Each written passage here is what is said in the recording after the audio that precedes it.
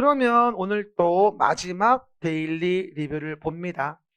10문제고요. 그리고 여러분 지금 우리 종로에서 제가 10월달 첫째 주에 백선 수업이 있어요. 그 전까지는 백선 수업이 없거든요. 동영상이 없거든요. 그래가지고 뭐 뭘로 공부해야 됩니까? 한 달 동안 물어보는 분이 있는데 공부할 게 없어 걱정이에요?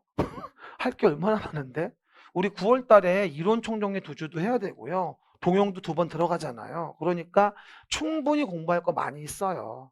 9월 달엔 그거 보시고, 그리고 오늘 보는 데일리 리뷰에 대한 거 8장 80문제 있으니까 그거 같이 병행하면서 전범위로 하시면 되고, 10월 되면 또 뭐가 되죠? 그거 백선 보시면 되고. 그리고 9월 달 또 19일 날은 우리가 또 꽈락 탈출 이론 총정리 또 나올 것만 또 모아서 할 거니까 그때 무료로 하는 거니까 뭐 마감됐다고 하더라.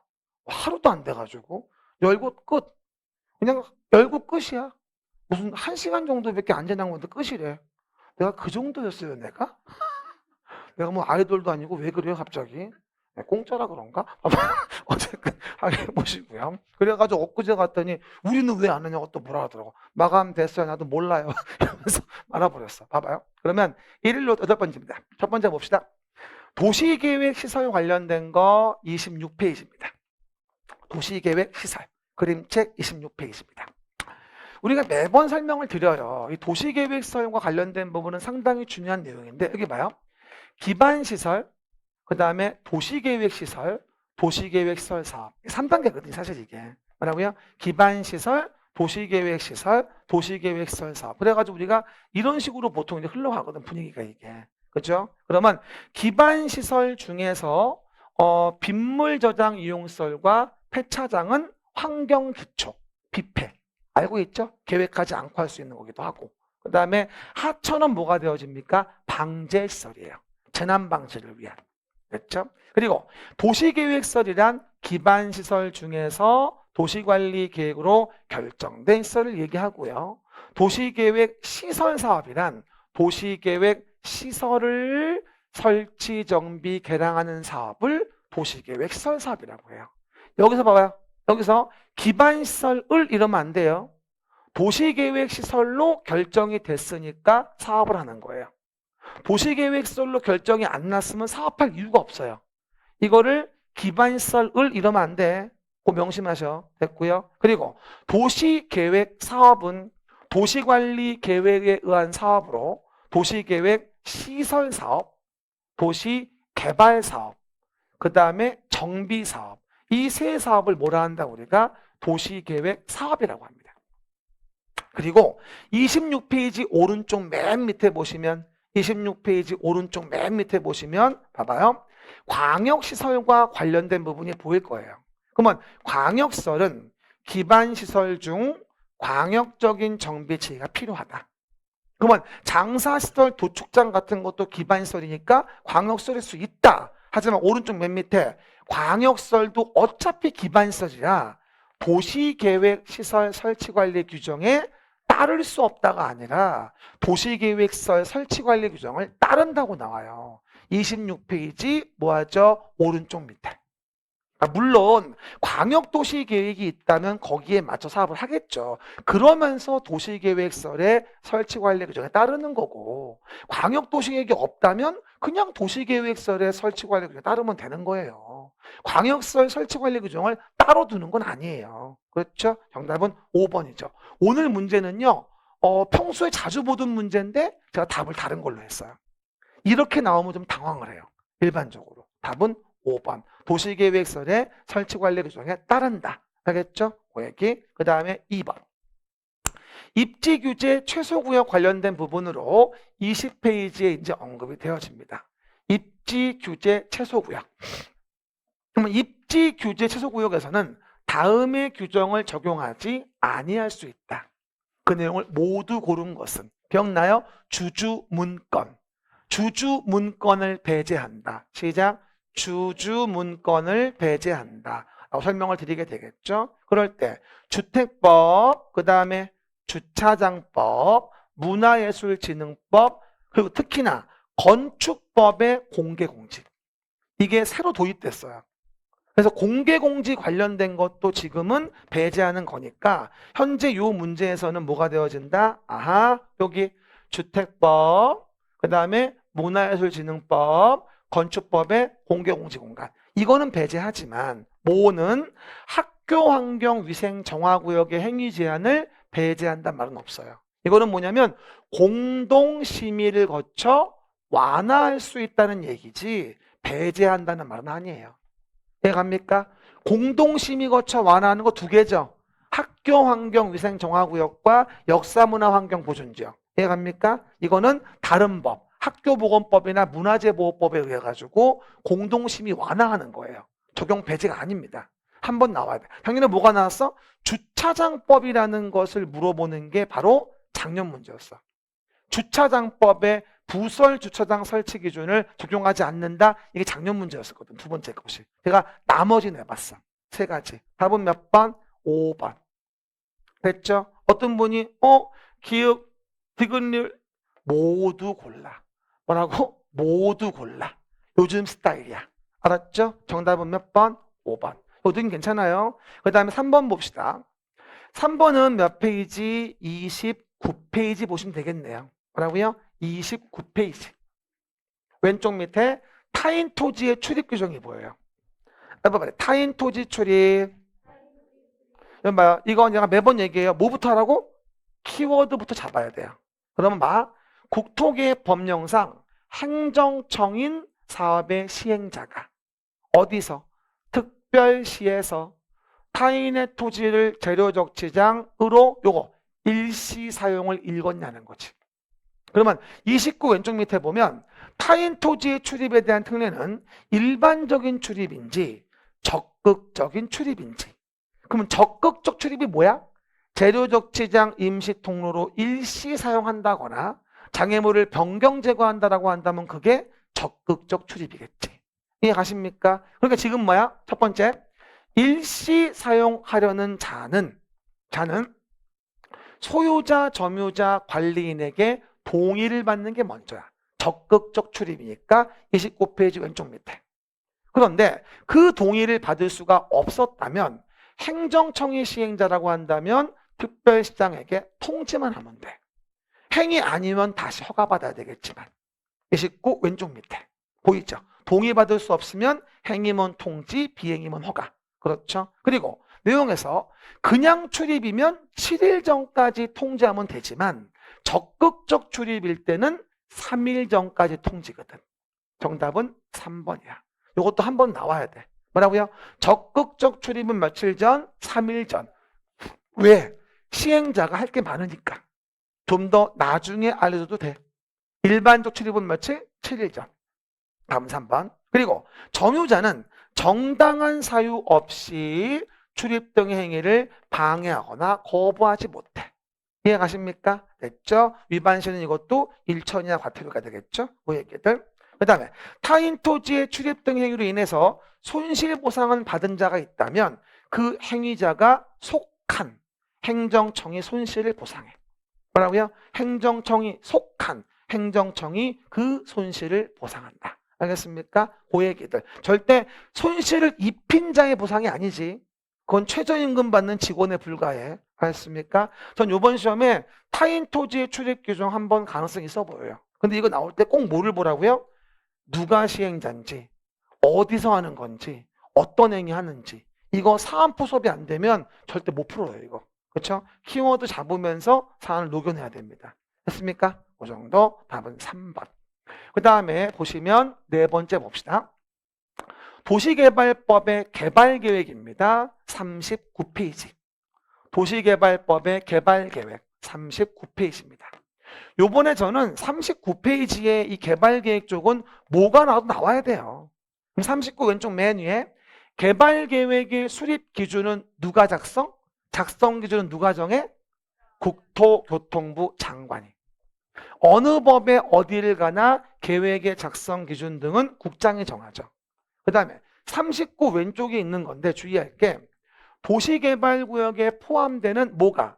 주거상업공업지역의 면적의 합계가 뭐라고요? 주거상업공업지역의 면적의 합계가 전체 면적의 30% 이하. 시작. 전체 면적의 30% 이하지. 20%면 됐네. 30% 이하가. 그러면 구역을 먼저 정한 다음에 계획을 수립할 수 있어요. 그러면 2번도 맞는 지문이에요.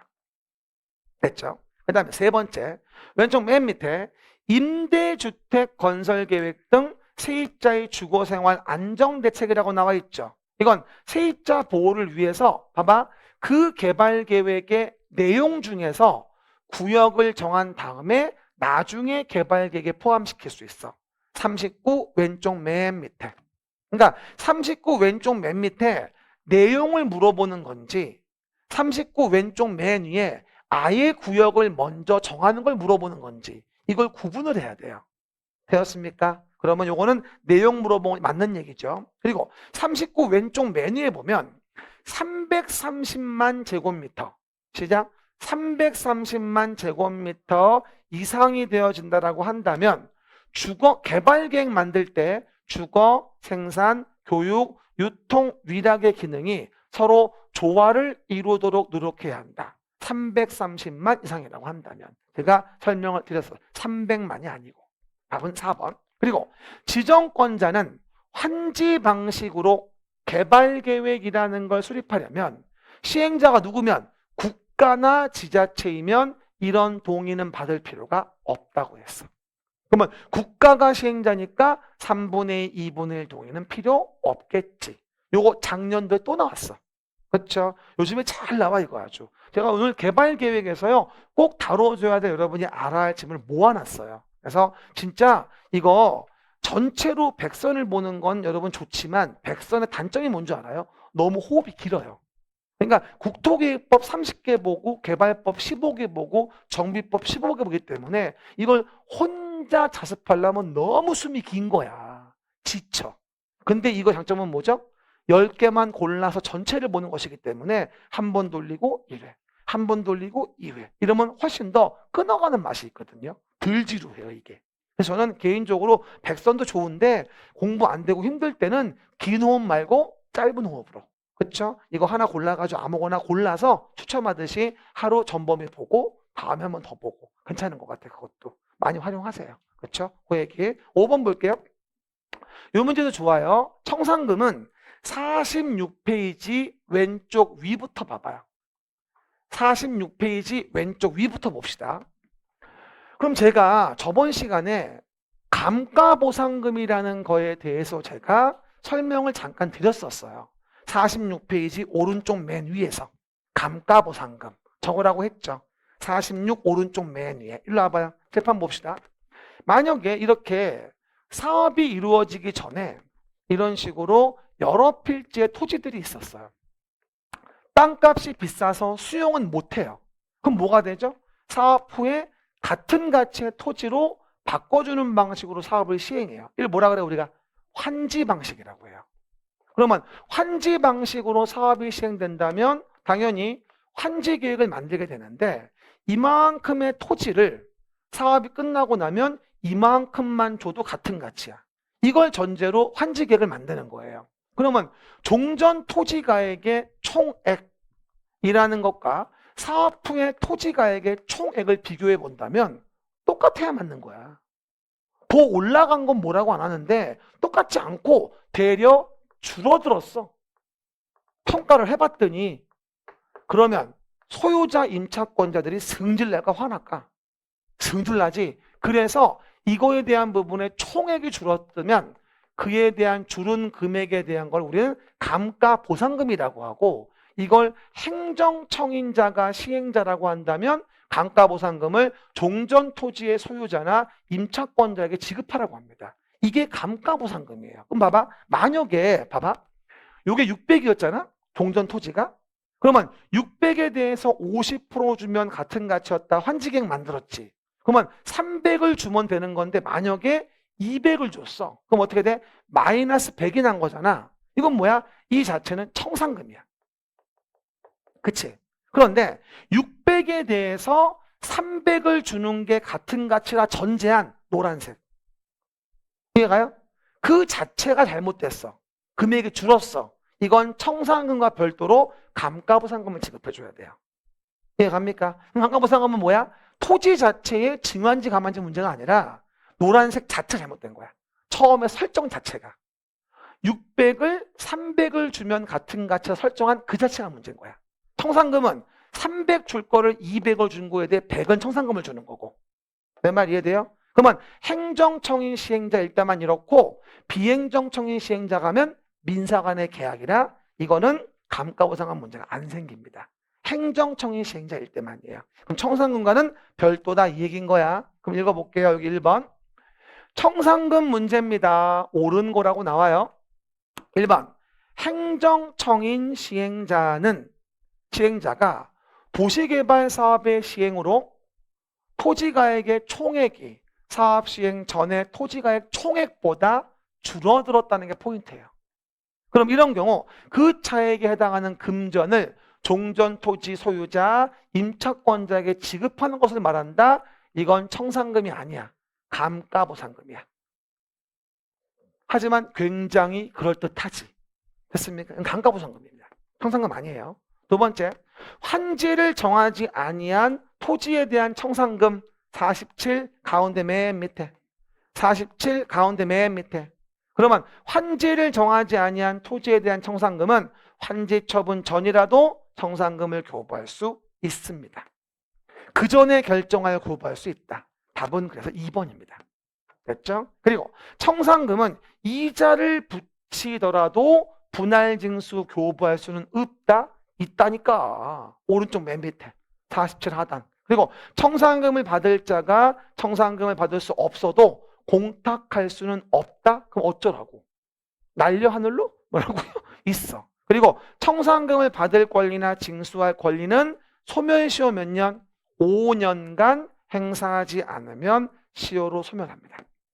뭐라고요? 5년간 행사하지 않으면 시효로 소멸한다. 봐봐. 같은 문제인데 새로운 맛이 나지. 그렇죠? 상큼하고 떨떠름한 맛 나지 않아? 됐어. 그래서 해당 내용 답은 2번이고 1번은 감가부상금이니까 이 정의도 이 문제 통해서 한 번 정도 이해해 줍니다. 됐죠? 오해기 6번입니다. 정비계획을 만들어 구역을 정하자. 몇 페이지일까? 53페이지. 나중에 되면 문제 딱 보면 페이지가 빡 떠올라. 그럴 리가 없어. 그러면 53페이지 왼쪽 위에 다 했어. 정비계획을 만들어 구역을 정하자. 53 왼쪽 위에. 정비계획을 만들어 구역을 정하자. 첫 번째 봐요. 지정권자가 누구냐는 걸 물어보고 있습니다. 그럼 지정권자는 시도, 대도시의 시장, 국장이다. 이거는 도시개발법이야. 시도, 대도시의 시장, 국장은 도시개발법의 도시개발구역 지정권자고 지금은 봐봐. 53 왼쪽 위에 특별자치시, 특별자치도, 시군, 시장, 특별자치시, 특별자치도, 시군. 그러면 특별자치시, 특별자치도, 시군은 직접적으로 정비계획을 만들어 구역을 정해. 그리고 특별시장, 광역시장은 구청장 등이 만들어서 계획을 만들어 신청하면 정해. 그럼 이 법의 지정권자는 누구야? 특시, 특도, 시군의 특광이야. 됐습니까? 53 왼쪽 위에. 됐어요? 시도, 대도시, 시장, 국장인 건 도시개발구역이야. 여기가 아니야. 그렇죠? 꼭 기억 좀 해요. 한 번은 물어볼 만해. 답은 1번. 두 번째입니다. 천재지변 등의 사유로 긴급하게 정비사업을 시행할 필요가 있어. 그러면 53 왼쪽이 기본계획 수립하지 않고 구역 정할 수 있어. 됐죠? 맞는 얘기. 또 정비구역 지정권자는 왼쪽이 팁에 써있죠. 지정권자가 정비계획을 직접 만들 수도 있어. 서울시장이 종로구청장한테 정비계획 만들어달라고 징징댈 수는 없잖아. 그래서 지정권자가 직접 정비계획 위반할 수도 있다. 그 얘기. 그리고 밑에 다음 페이지 4번 53페이지 왼쪽 밑에 있는데 기존 건축물의 붕괴 등 안전사고 우려가 있대. 그러면 개발법과 달리 정비법에서는 안전조치를 위한 행위는 허가받지 아니하고도 할 수 있어. 시작. 안전조치를 위한 행위. 왜 그래? 정비법은 노후불량 건축물이니까. 이거 그 안에 사람 살고 있잖아. 그러니까 개발법과 달리 이거 허가받아 무조건 하라면 그 절차 밟다가 건물이 무너져. 이런 일이 몇 번 있었어. 그래서 뭐가 되어진다? 아, 안전조치를 위한 행위는 시장군수 등 허가받지 아니하고 할 수 있고, 그리고 연접해 있다면 뭐 한다고 했지? 통합. 연통을 넣거라. 연접해 있다면 통합할 수 있다고. 시작. 연통을 넣거라. 연접해 있다면 정비구역을 통합해 정할 수 있습니다. 연접하지 않다면 결합할 수 있겠지. 53 중간 왼쪽에 보일 겁니다. 됐습니까? 그러면 7번으로 갑시다. 요것도 중요하죠? 60페이지. 사업시행계획입니다. 정비법의 사업시행계획에 대한 부분에 대한 건 어떤 계획을 갖고 있는 거죠? 실제 건물을 건설한다, 건축한다, 설치한다, 배치한다. 이런 내용을 담고 있는 게 사업시행계획이에요. 가격을 정리하는 건 뭐고? 관리처분계획이고. 알았죠? 요거 1번 아주 중요하죠? 저번 타임 때 풀어봤었는데 봐봐. 그러면 첫 번째, 사업시행계획의 내용에는 재건축 사업이면 임대주택 건설계획을 제외합니다. 60페이지 왼쪽 밑에. 재건축 사업이면 임대주택 건설계획은 집어넣지 않죠. 그게 작년 문제였어요. 재건축은 왜? 재건축 초과 이익 환수에 대해서 별도로 법이 있기 때문에 임대주택 건설 의무를 부과하지 않습니다. 또 하나, 저번 문제, 주거환경 개선 사업은 국민주택 규모주택 건설 계획을 제외합니다. 왜? 국민주택 규모주택의 건설 계획은 재개발 재건축처럼 법적 상한 용적률을 인정해 줄 때 완화된 용적률의 일정 비율을 국민주택 규모로 지란 얘기거든요. 그런데 주거환 개선 사업은 법적 상한 용적률을 인정하지 않거든요. 그러니까 재개발 재건축일 때만 얘기하는 거예요. 60페이지 왼쪽 밑에 까먹으면 안 돼. 주거환경 개선 사업은 무엇을? 국민주택 규모주택 건설계획을 사업시행계획으로 하지 않습니다. 그거 꼭 주의하셔야 돼요. 저번에 한 프로 봤었지. 그리고 왼쪽 위 중간 60일 이내 인가 여부를 알려줘야 되고 200m 이내에 교육설이 설치되어 있다면 교육감, 교육장과 협의해줘야 되고 파란색 바로 위 중간에. 그리고 주의할 거 시장군수 등은 재개발 사업일 때 사업시행 인가를 하고자 하는 경우 지정개발자인 토지 등 소유자인 때에는 정비사업비의 20% 범위 내에서 조례로 정하는 금액을 예치하게 할 수 있다. 왜? 재개발 사업은 주택만 짓는 것이 아니라서 나중에 공장 상가 짓다가 엎어지면 청산금을 못 받는 문제가 많아요. 그래서 재건축이 아니라 재개발 사업일 때 지정개발자인 토지 등 소유자가 시행자가 된다면 20% 범위 내 사업비를 예치하게 한다고 하는 겁니다. 재개발이지 재건축이 아니야. 왜? 재개발은 주택만 짓는 게 아니거든. 상가 공장을 질 수도 있거든. 안더스탠드? 그 점 기억하시고. 그 다음에 존치 리모델링에 대한 내용이 포함된 사업시행계획 작성하여 인가 시청할 수 있다고 제가 60페이지 왼쪽 중간에 얘기했었죠. 그렇죠. 같은 문제인데 참 달라 보이죠. 그리고 올해는 1번 지문 절대 까먹으면 안 돼요. 1번 지문 특히 주거환경 개선 사업에는 국민주택 규모주택 건설계획을 사업시행계획 내용으로 안 한다는 거. 내가 백선 볼 때 또 얘기할 거야 이거. 그렇죠. 개정된 거 기억하시고요. 그 다음에 지하층에 대한 부분이 문제 8번에 언급되어집니다. 지하층은 68페이지에 있겠죠. 68페이지. 아마 저번 주에 배운 거라 별로 기억이 안 날 거예요. 그리고 예전에 배운 건 더 기억이 안 날 거고요. 그렇죠? 어차피 결국은 기억이 안 나는 거죠. 그렇죠? 그 얘기들. 네, 이제 웃지도 않고 집에 갑시다. 그러면 주요 구조부 종류 외워봐요. 내기 바보 지주 주요 구조부 바지 보내주기 내기 바보 지주 지붕틀이야. 지하층이 아니라 지붕틀이라고. 주요 구조부가. 지하층은 주요 구조부에 해당하지 않아요. 알았지요? 여러분 지붕틀이 주요 구조부예요? 지붕이 주요 구조부예요? 지붕틀이야. 정말 치사하게 지붕이 주요 구조라고 물어보는 경우도 있다니까. 아우 난 그런 문제는 아닌 것 같아. 너무 치사해. 근데 몰라. 지하층은 층수에 안 들어가고요. 용적률 산정 시 연면적이 안 들어갑니다. 근데 68 왼쪽 페이지 밑에 보시면 지하층은 평균 높이가 층 높이의 2분의 1 이상이면 지하층이거든. 근데 평균 높이가 층 높이의 2분의 1 이상이면 지하층인데 최저 높이가 2m였으면 평균 높이는 당연히 2m가 됐겠지. 이해가요? 원래 정의는 뭐라고요? 평균 높이가 층 높이의 2분의 1 이상이면 지하층이잖아. 근데 지금 최저 높이 자체가 2m야. 그러면 이미 2분의 1 됐잖아. 그럼 뭐야? 평균 높이야. 당연히 2m 이상 되겠지. 그러니까 이건 포인트를 물어본 거로 지하층이 맞아. 이 지문은 20회 때 기출지문이었어. 그래서 응용지문으로 포인트를 물어본 거지 조문 자체를 물어본 게 아니야 이게. 알겠습니까? 그거 주의하시고. 그리고 건축 협정구역에서는 지하층의 설치 기준은 개별 건축물마다 적용이 아니라 통합 적용해. 지하층 설치 기준은 건축 협정구역에서는 통합 적용할 수 있다. 제가 68 왼쪽 맨 밑에 넣어놨습니다. 그래서 의무를 최소화한다는 얘기죠. 그렇죠? 답은 몇 번? 아하, 5번이 되어집니다. 9번 문제는요. 건축 허가 착공 제한 부분으로서 73페이지 봅시다. 73페이지. 왼쪽에 보시면 나와 있죠. 건축의 허가나 이에 대한 착공에 대한 부분을 제한할 수 있는 경우 등이 있다. 시작. 건축의 허가나 착공을 제한할 수 있다. 시작. 건축의 허가나 착공을 제한할 수 있다. 누가 제한할까? 국장이나 특광도가. 그러면 국장은 언제 제안했지? 73페이지에서 국토관리상 필요하다.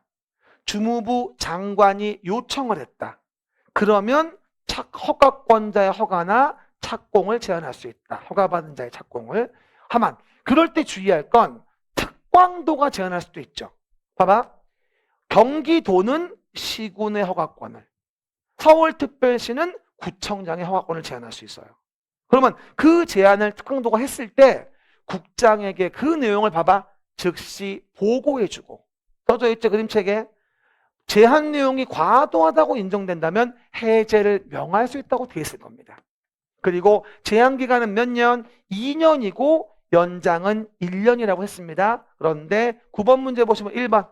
국토교통부 장관은 국토관리를 위하여 필요하다고 인정하는 경우 허가받은 건축물의 착공을 제한할 수 있고, 도지사는 도시계획과에 특히 필요하다고 인정하면 시장군수의 건축 허가를 제한할 수도 있는데, 도지사가 허가를 제한할 때에는 어디서 승인을 받아 보고한다니까. 요즘에 이런 질문 잘 나온다. 뜬금없이. 국장의 보고야. 그럼 서울시장은 종로구청장 허가권을 제한할 거면 국장에 보고하는 거야.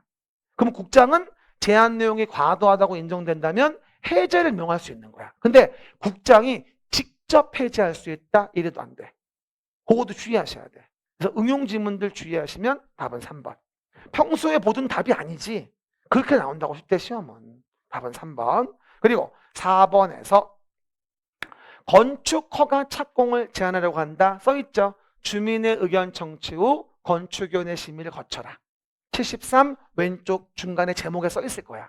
허가 착공 제한. 주민 의견 청취하고 건축위원회 심의를 거칩니다. 게다가 제한 기간은 몇 년? 2년 이내로 하고 1년 이내 연장할 수 있어요. 뭐라고요? 2년 이내로 하고 1회 안에 1년 내 연장할 수 있다. 그리고 오늘 배운 거 마지막 10번 87페이지. 리모델링 조합에 대한 문제입니다.